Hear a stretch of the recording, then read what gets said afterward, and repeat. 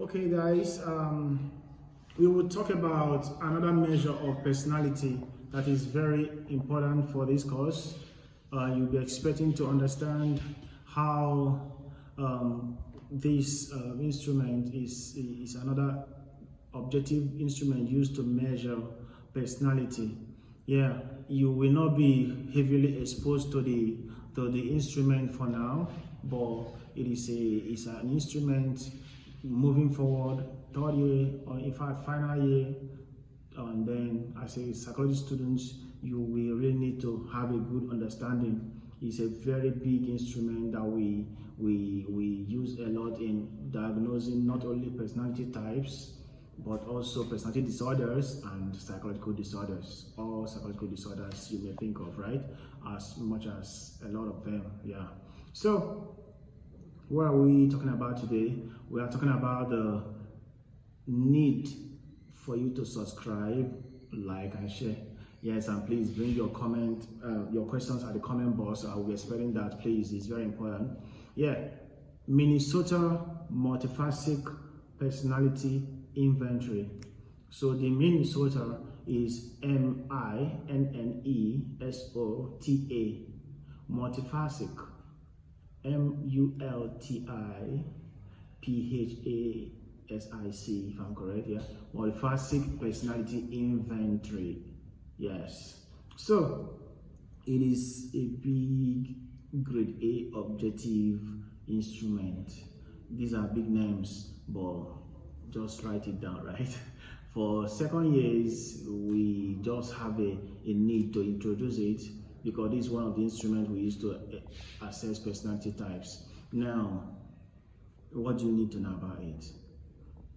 You should need to know who propounded it or which people developed it. This instrument was developed by Hathaway and McKinley. Hathaway, HATHAWAY, and McKinley, capital M, small c, then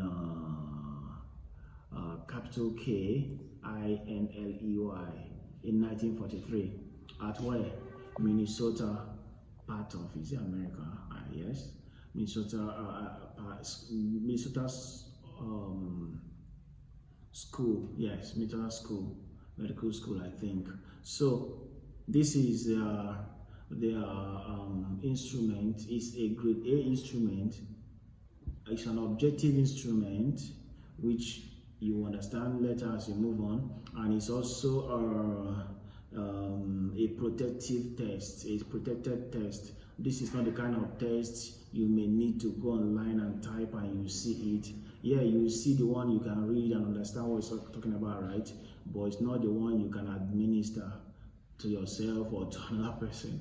Those ones you see online could, in fact, they are group C instruments. They're not even group B, if I may to say, if I'm to submit my opinion, right?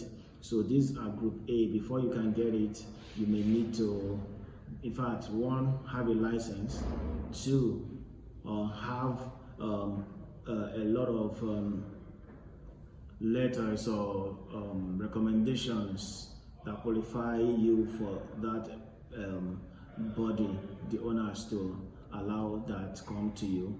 So yes, Minnesota Multiphasic Personality Inventory, MMPI is the name. Initially, it was intended to diagnose persons with several psychological disorders and everything, but as the time goes and everything, the instrument was able to tap into more than the disorders, but also our personality, explaining whom you are and everything. You know, it was not intended for people, the non-clinical population. When we say non-clinical population, people who are not having any psychological disorder, who does not have any need to visit the therapist, right? But this time, even in workplaces, MMPI is used to select the right person for a right job. Even now, most times, lecturers, students, students, even teachers, even clergymen have to go be administered with the MMPI so that they can know those who are fit for that job, or who are fit or who are stable to continue to regulate other people and control other people, like be put in leadership positions, right? So the MMPI is not only for clinical population but everyone. If you want to have it, you can come to our science center in University of Nigeria and Soka. It's up there beside our office. We have science center. You want to know your personality type, you want to check all of those things, you can come up there and be administered. Yes, that is it. But you know you should be understanding there will be a token to be dropped, right?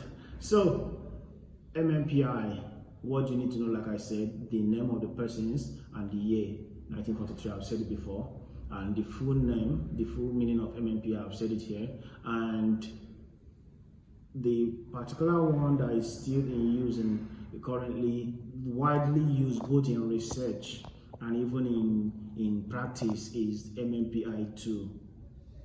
And that particular one, please remember, it has 5, 6, 7 items. 567 items. Let me use the word questions that you have to answer. And it is the scoring format, the response format is dichotomous, like just true or false. I love to go out when everyone is going out. You either pick true or false, for example, right? So those kind of questions are 5, 6, 7. Yes, it has this. So please, I'm giving important things you need to know at this stage about MMPI. Take note. I've said the scoring format is just true or false. I've said the number of items is 5, 6, 7, and we've talked about who did and who has it, those that developed it, or yes, and the year, right? Now, another important thing, MMPI-2, as we're talking about, have 10 clinical scales and 10 validity scales. I will want to talk about them very quickly because you need to know them for in case if there's a need for that, although you don't need to know so much about them, but for this level, know them. The first one is hypochondriasis. This is the one we most often use to measure several psychological disorders like illness, anxiety disorder, hypochondriasis, like we call it, right? Conversion disorder, factitious disorder, people that complain I have body pain, but if they go to hospital, it's not found anywhere, right? We also use it to test personalities, right? Those people that have dependent what's it called? There's a personality type that is always that dependent, and we have, it's not schizotypal, personality disorder. Yeah, I'm looking at that. But just know not necessarily what they do, because in this year you don't need it in second year. I will have to do a good work for people in third year or final year concerning this MMPI. So MMPI-2, scale 2 is depression. Scale 2 is depression. From the name, we know what he does, right? He measures. Scale 3 is hysteria. Histrionic personality type, right? These are almost these attention seekers and everything, right? Then scale 4 is psychopathic deviate. These are persons that are, lawbreakers. Yes, that is the place you see them. Yeah, very unremorseful lawbreakers and antisocial persons. And then you see scale 5, MF, masculinity, femininity. This is where you see the LGBTs. Here, I'm not talking about just the LGBTs. You see some persons that you're a guy, and then you have interest in some things like, in our society, we all oftentimes feel that nursing is for men, it's for women. But you see some guys having interest in that, even in female clothes, even the kind of food female eat, and ice cream. Okay, it's not from female alone, right? Okay, so anyways, we not only check all those gender orientations here, we also check your interests, vocations, where you will be best placed, and everything. You see where personality is coming in here. We're measuring it there in that particular one. Then scale 6, paranoia, hyperactivity, fearfulness, all of those things. Scale 7, that is where you see those. That means scale 6, paranoia, is where you see those anxiety disorders and so on. Yes, yeah. Then we have scale 7, psychasthenia. Psychasthenia is spelled Psychas, then Thenia, psychasthenia. Yeah, this is people that does not have control over some things, but currently we use it to measure those perfectionists. In disorder, we use it to measure obsessive compulsive disorders. Yes, but in personality, you also understand that these are people that are so duty and ritualistic in nature. Like when I say ritualistic, they obey perfectionists, like neatness and all of those things we have discussed before. Then scale 8, schizophrenia. Yeah, when they are talking, they are not nearly in line with social norm. They are out of reality. These persons distorted reality. I'm not talking about the disorder this time, right? Schizophrenia, but you understand this place. We can still measure people who are rebellious, who always have problem with others too. A lot of things here. Aggressive persons, yes, and emotional flattening. They are not empathic. Yes. Then scale 9 is where we have hypomania. Hypomania, this is over-excitement, agitated persons, even talkatives are also seen here, and everything. Then scale 0, we don't call it scale 10, although it's the number 10, right? But by the scale, we name it 0. We itemize it as 0. So that is introversion/extroversion. So introversion, we measure those who are outgoing or those who are not outgoing, extroverts and introverts. Those who are introverted extrovert or extroverted introverts, here you check them out. This is the clinical scales that we use to measure not only psychological disorders, but also to assess your personality types. So like I said, we have a place in Science Center in the University of Nigeria, Soka. If you are interested to know your personality disorders or your personality type, or everything you are having concern about, you will be surprised to have a very good explanation using this instrument. This is just for academic purpose, right? And for the sake of the level we are in discussing second year, we only touch it. The need just to know the items. Number 1 is what, number 2, all of those things, and have a little introduction in that regards, which we have done already. And we continue. We have also 10 validity scales. The 10 validity scales. The validity scales are used. Let me mention what they are used for in this video. We use validity scales to know those who are giving a true response, like giving the right response to the items they are responding to, those questions.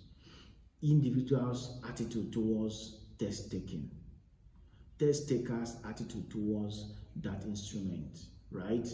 You are the test taker. If you are being administered, some people will be like, okay, let me see how you will know what is in my mind. Okay, let me see how I will tell you the truth. You haven't seen nothing, right? And some be like, oh my word, this is stressful. I don't need this. I'm fine. Why are they bringing me here? Anyways, you will see. And some, maybe for job, all of those things, and some want to appear good. They want to be the best man, right?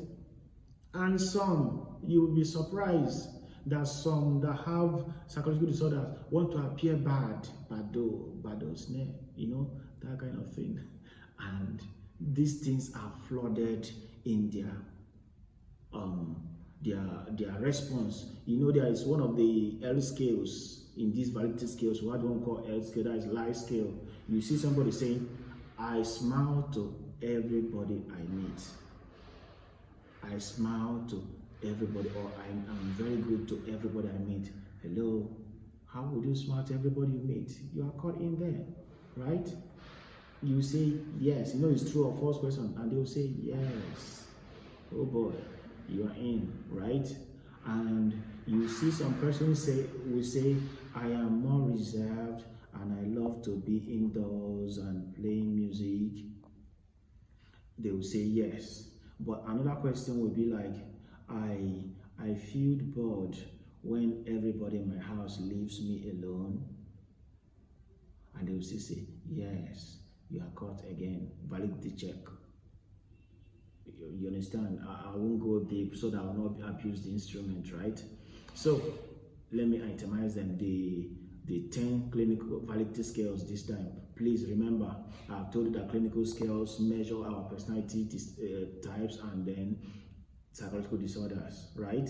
And then the validity scales are used to check individual test-taking attitude. I think this is boring. I feel like it's worrisome. What do I do? Your action, what do? You start responding negatively. Not negatively, dishonestly. So one of the validity scale, number one is cannot say scale. This one is not necessarily itemized 1, 2, 3, but there are 10, right? Cannot say. So cannot say is the items you not feel. Maybe you are scared to feel it, or you don't want us to know you didn't feel it, or you don't understand the question, you just let it blank. You neither said true or false, you didn't say any, right? Or you even said both of them. That is cannot say. And if they are 30, up to 30 out of that 565, it is invalid. You may have to retake or go and complete it, right? Then we have the K scale, K correction scale. We have the infrequency scale.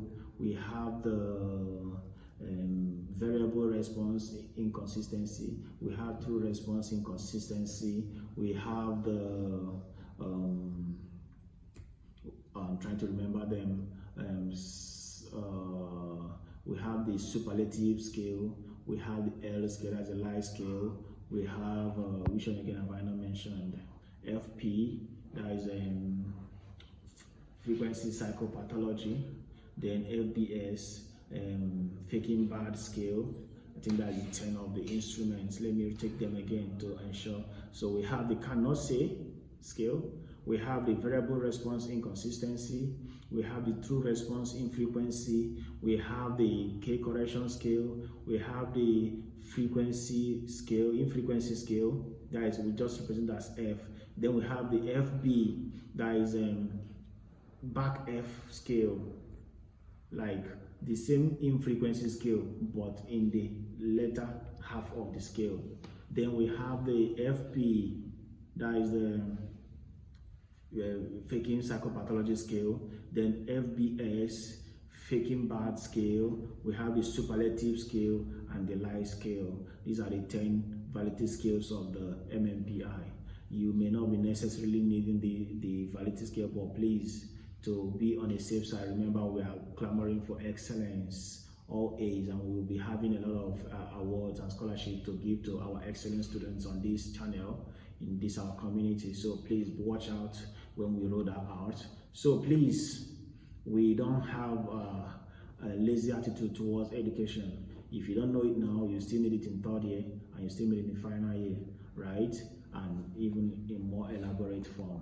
So in our channel, you see a better discussion on this MMPI as the time goes. So this is the size of it. The Minnesota multiphasic personality inventory, as propounded by Richard Hathaway and Stanley McKinley, if I'm correct with that, their second names. Hathaway and McKinley, 1943. Yes, and we are still using MMPI 2 that have 567 items that is responded using true or false format. Yes, it's a protected test. used to diagnose psychological disorders and personality types, right? And having 10 clinical scales, which we use to check those personality types and psychological disorders, and 10 validity scales, which we in turn use to check individuals' test-taking attitude. Yes, to check whether you are saying the truth or submitting the right response, or you are denying or exaggerating. So please do well to subscribe. There's a lot to earn and to gain in our channel. God bless you, and see you in other videos.